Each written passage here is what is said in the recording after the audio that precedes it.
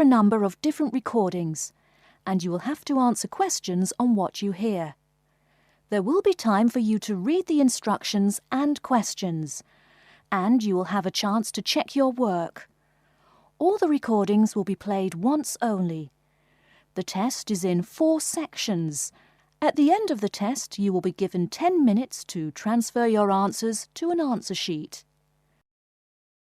Now turn to Section 1. Section 1. You'll hear a man giving information to a group of new university students. First, you have some time to look at questions 1 to 5.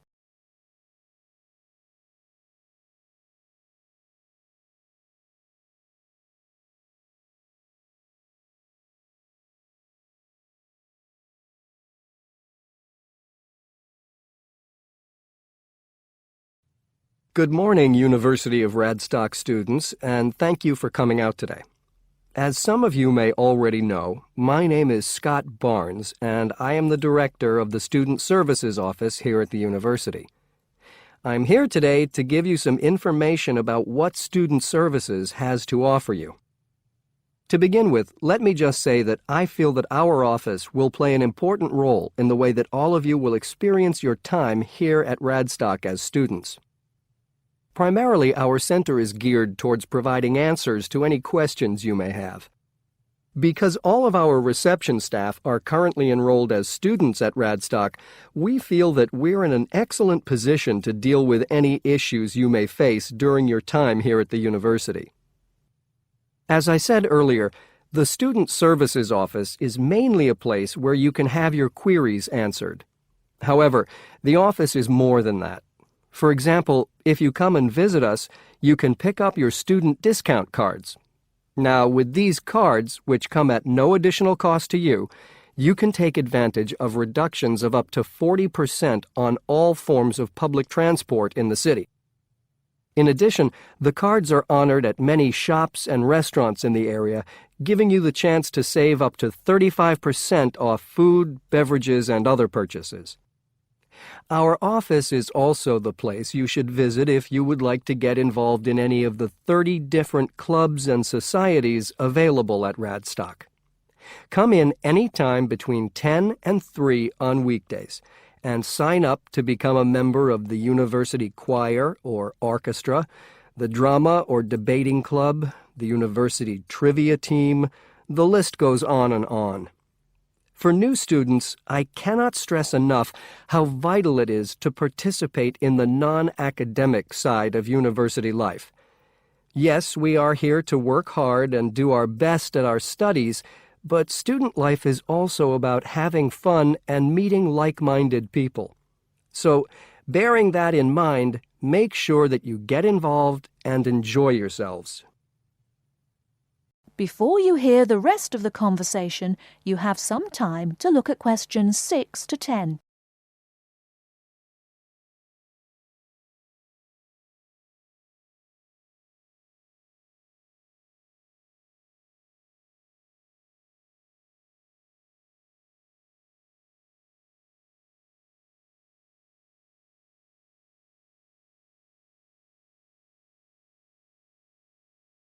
Now listen and answer questions 6 to 10. Moving along, I'd now like to talk to you about another very important service that our office provides, and that is counseling. I'm sure that you are all well aware that there are times in life when things can go wrong and times can get tough. We all have to endure difficult experiences, and these difficulties can be emotional or physical. Whatever the case may be, talking with an experienced counselor can help you through the trying times. The counseling service here at Radstock is staffed by counselors who are qualified to help you deal with problems ranging from homesickness and loneliness to eating difficulties and life changes. To see a counselor, we recommend that you first visit our drop-in center. We run drop-in sessions on a daily basis from 9:30 a.m. to 2:30 p.m., and to reserve one of these sessions, you can telephone the counseling service on 5648-3907 on the day you wish to visit. Or, if you prefer, you can come into the Student Services office any time after 8:30 a.m. and complete a booking form. If it should happen that you need to cancel your appointment for the drop-in session, we would request that you contact the counseling service as soon as possible to let them know. Drop-in sessions can be as short as 20 minutes, but it's more usual for them to take about 45 minutes. During that time, you will be asked some questions to clarify your situation, and a decision will be made as to what further action, if any, should be taken. After your session, several things may happen. Firstly, you may be referred to one of the university's counselors for further counseling, which normally consists of another 8 sessions. Secondly, you may be asked to visit another source of help within the university. Or finally, you may be referred to an external organization. Whatever course of action might be taken, you may rest assured that what goes on in these sessions is treated in strict confidence. I'd also like to mention that the counseling service runs numerous workshops on the campus every year. The focus of these workshops tends to be on personal development, and past topics have included motivation, self-identity, and impression management. There is no fee charged for these workshops, and if you require more information, feel free to contact us at stuser@acadia.co.uk. That is the end of Section 1. You now have half a minute to check your answers.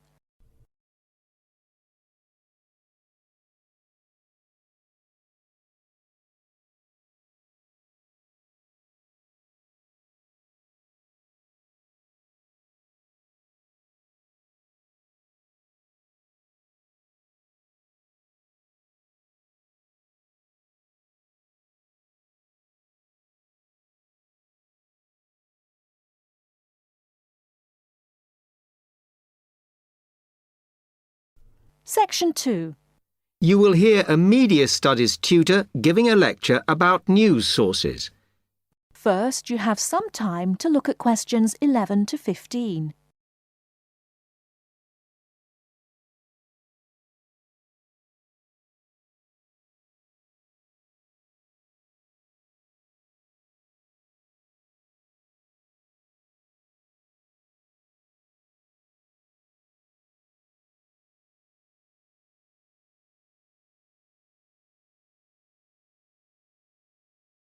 Now, listen carefully and answer questions 11 to 15.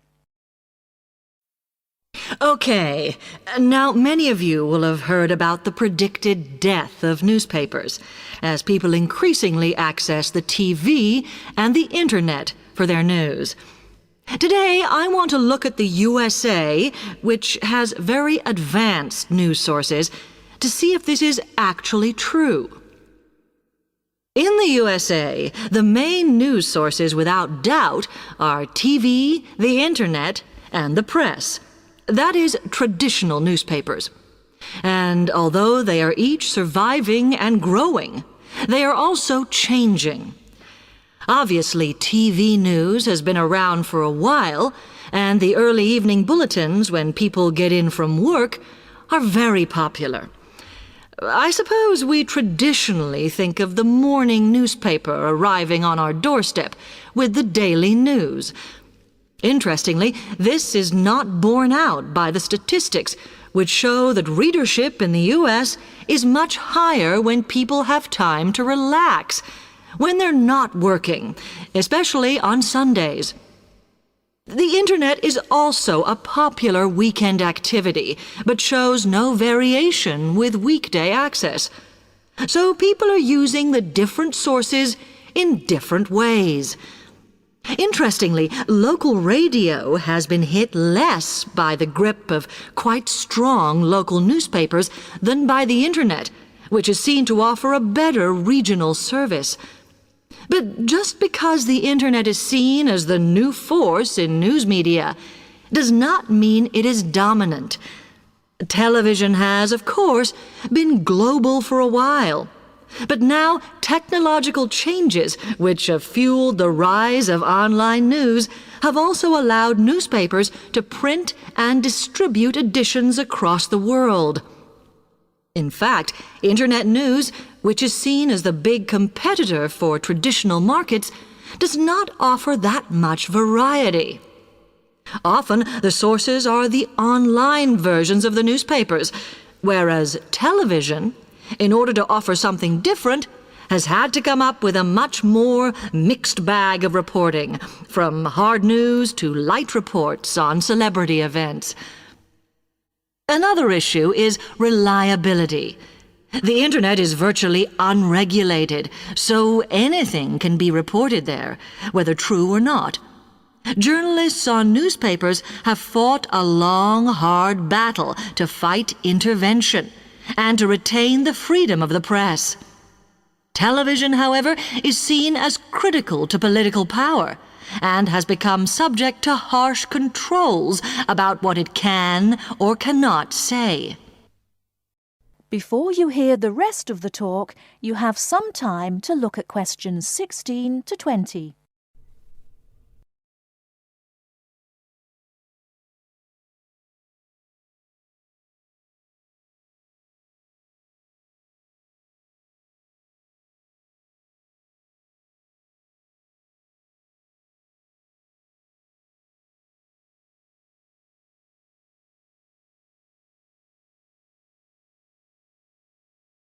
Now listen and answer questions 16 to 20. Now, one very critical factor in keeping newspapers alive and well in the USA has been their approach to advertising. Obviously, newspapers are heavily dependent on advertising revenue, and they have become more and more imaginative in what they offer, in order to make sure that advertisers use them and not other news sources. This has meant that, contrary to popular belief, newspapers now have a significantly higher profit margin than the rest of American industry. So, how have they managed to raise advertising revenue in this way? Well, they have put a lot of effort into developing and maintaining a very strong association with the retail trade. And they've come up with a winner. A critical tool in their sales plan has been suggesting that the adverts they run can have vouchers. This has been enormously effective because they have found that not only do more people buy the paper to get the discounts, but also that this inevitably means much higher sales for the clients who advertised. As well as doing this, the newspapers have also introduced aggressive sales campaigns over the last few years. This has resulted in a significant and continuing rise in the number of advertisers prepared to pay the extra for full-page ads. So, what I would like to move on to... That is the end of section 2. You now have half a minute to check your answers.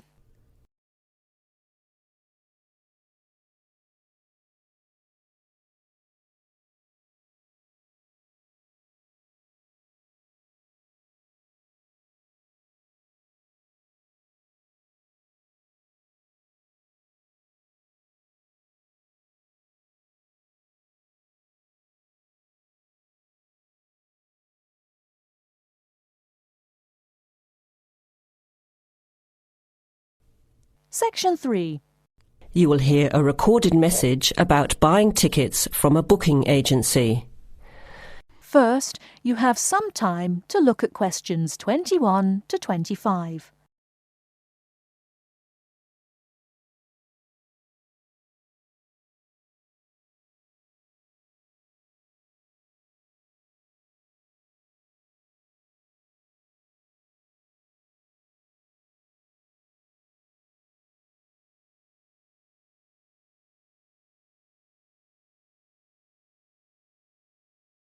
Now listen carefully and answer questions 21 to 25. Thank you for calling ATS Advanced Ticketing System, the call system for all your entertainment needs. Our automated telephone service is designed to answer your questions quickly and easily. The ATS office in the Regency Theatre is open Monday to Thursdays from 10 a.m. till 5 p.m. and on Friday and Saturday till 8 p.m. For online bookings and detailed program listings, check our website at www.atstix.com. That's spelled ATSTIX.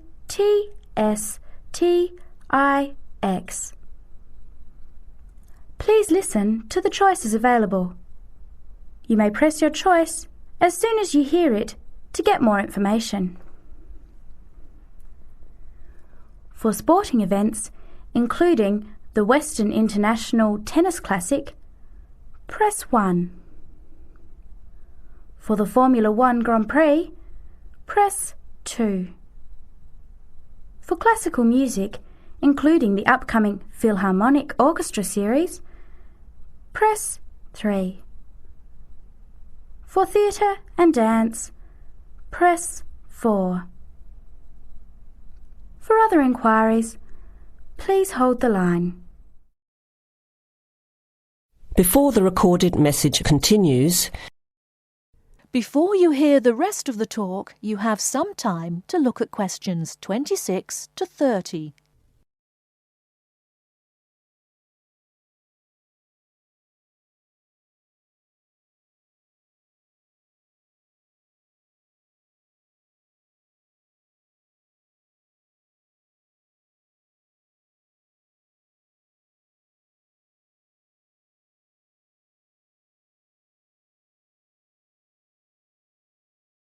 Now listen and answer questions 26 to 30. Ticket prices for the Formula 1 Grand Prix on the 10th until the 14th of March are as follows. General admission. Thursday, $27. Concession, $10. Friday, $37. Concession, $15. Saturday, $55. Concession, $35. Sunday, $70. Concession, $65. Concession rates apply to children under 14 and to students, seniors and pensioners on presentation of a valid card. Grandstand seating. 4-day tickets covering the 6 main grandstands cost $299.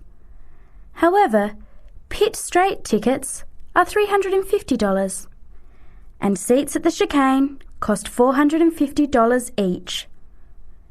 Children under 3 are admitted free to the general admissions area, and children under 14 are eligible for concession prices. Gates open at 8 a.m.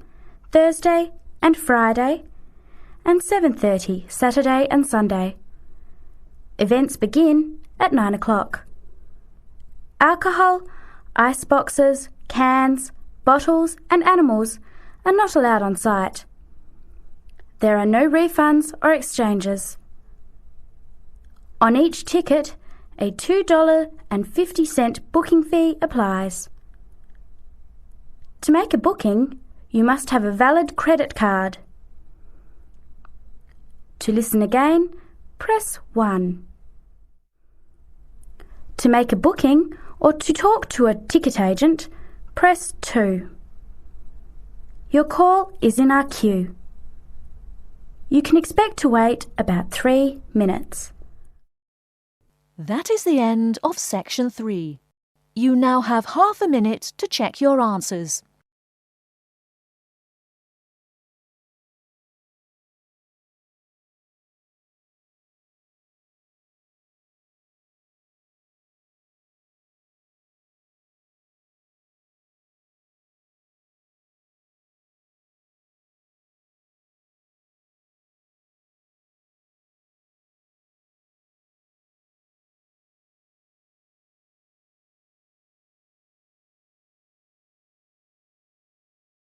Now turn to Section 4. Section 4. You are going to hear a lecture. First, you have some time to look at questions 31 to 40.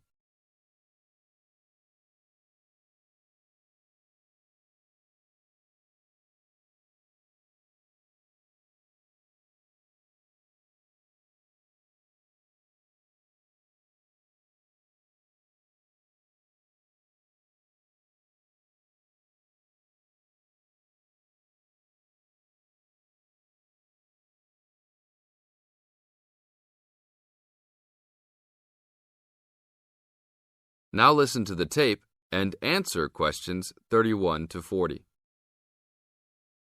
I'd like to introduce Rebecca Bramwell, an artist and illustrator who has come along today to talk to you all about getting your first job or commission as an artist. Over to you, Rebecca. Thank you for inviting me. I remember when I graduated back in 1983, I was very excited about getting my first commission. My degree was in fine art, and I'd worked long and hard to get it. I was an enthusiastic student and I never found it difficult to find the incentive to paint. I think as a student you're pushed along by fellow students and tutors and the driving force is there. However, when you leave college you find yourself saying things like, "I'll have one more cup of coffee and then I'll sit down to work." I hate to admit it, but I say it myself. Suddenly, it isn't finding the inspiration or getting the right paper that's a problem. It's you. In my view, there are a number of reasons why this happens. It's a real challenge making a decent living as a new artist. You have to find a market for your work. Often you work freelance and need to take samples or portfolios of your work from place to place. These experiences are common to a lot of professional people. But artists also have to bare their souls to the world in a way. More than anything, they want praise. If people don't like what they create, then it can be a very emotional and upsetting experience hearing them say this. I began to realize that these problems were preventing me from having a career in art, and so I decided to experiment. I was a painter, but I started to dabble in illustration, drawing pictures for books, cards, and this offered me the opportunity to become more emotionally detached from my work. I was no longer producing images from the heart, but developing images for a specified subject, taking a more practical approach. I began to develop a collection of my illustrations which I put into a portfolio and started to carry around with me to show prospective clients and employers. But it was still tricky because publishers, for example, want to know that your drawings will reproduce well in a book. But without having had any work published, it's hard to prove this. Having a wonderful portfolio or collection of original artwork is, of course, a first step. But what most potential clients would like to see is printed artwork, and without this evidence, they tend to hold back still when it comes to offering a contract. Well, I overcame this problem in two ways, and I suppose this is my advice to you on preparing your portfolio of your best work. The first way was by submitting my work for a competition. The one I chose was for a horoscope design and was sponsored by a top women's magazine. There are a few of these competitions each year, and they offer new illustrators an opportunity to showcase their work. The other approach I took was to design and print some mock-up pages of a book. In other words, I placed some of my illustrations next to some text in order to demonstrate how my work would look when it was printed. Perhaps I was lucky in that I had taken a degree that provided me with all-round creative skills so that I could vary my style and wasn't limited to a certain technique. I think that is important. The art world and many other creative fields do try to pigeonhole people into snug boxes with an accompanying label. I think you should try to resist this if you feel it happening to you. If you don't, you'll find it difficult to have new work accepted if you try to develop your style at a later stage in your career. Nevertheless, when you start out, and particularly when you're going for an interview, it's important not to confuse people by having a lot of different examples in your portfolio. One remedy for this is to separate your work into distinct categories. In my case, I did this by dividing my design-inspired illustrations from my paintings. It is then easier to analyse the market suited to each portfolio, such as magazines, book jackets, CD covers, etc. Working under two names is also useful, as it clarifies the different approaches and offers a distinction between them. I think it's been hard for artists to be recognised in anything other than the pigeonholes that they have been placed in. Luckily, these barriers are slowly being demolished.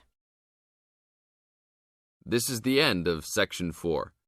You now have 30 seconds to check your answers.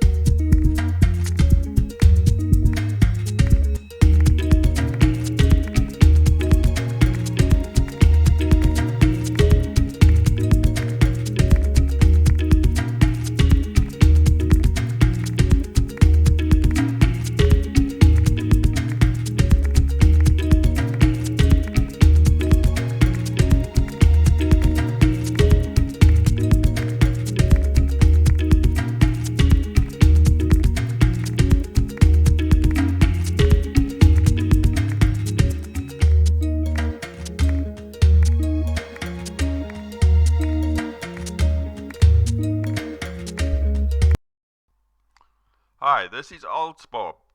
I would very much appreciate it if you could like, subscribe and share this video, as this will enable me to help more IELTS students reach their IELTS goals. Very much appreciated. Thank you.